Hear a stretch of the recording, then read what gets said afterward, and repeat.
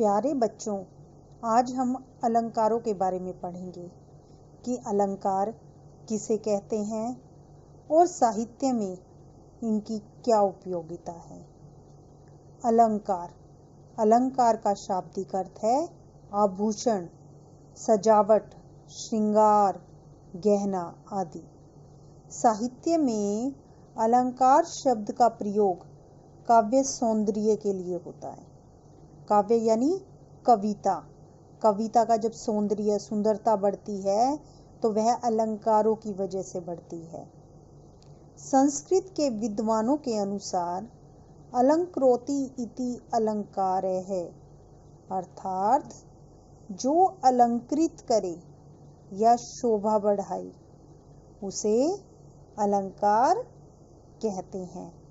अगर दूसरे शब्दों में कहा जाए तो हम यह कह सकते हैं कि काव्य की सुंदरता बढ़ाने वाले गुणधर्म यानी विशेषता, जो गुणधर्म होते हैं वो अलंकार कहलाते हैं।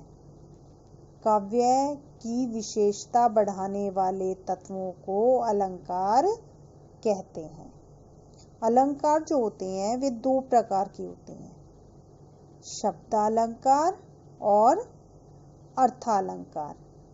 शब्दालंकार जो होता है वह शब्द द्वारा काव्य में चमत्कार उत्पन्न करता है। यदि जिस शब्द द्वारा चमत्कार उत्पन्न हो रहा है और उसे हटा दिया जाए और हटाकर उसकी जगह अन्य समान शब्द अगर हम वहां रख देते हैं तो वहां अलंकार नहीं रहता। तो शब्दालंकार क्या हुआ? जब काव्य में शब्दों के विशिष्ट प्रयोग से सौंदर्य और चमत्कार उत्पन्न होता है। अगर साधारण भाषा में कहा जाए तो जहाँ शब्दों के कारण काव्य के सौंदर्य में वृद्धि होती है वहाँ शब्दालंकार होता है। शब्दालंकार के आपकी जो पाठ्यक्रम है, आपका पाठ्यक्रम है, उसमें 3 शब्दालंकार है, अनुप्रास, यमक और सलेश। अनुप्रास अलंकार, यमक अलंकार और सलेश अलंकार। दूसरा है आपका अर्थालंकार, जहाँ अर्थ के कारण काव्य के सौंदर्य में वृद्धि हो। जब काव्य में अर्थ के कारण सौंदर्य या चमत्कार उत्पन्न होता है वहाँ अर्थालंकार होता है।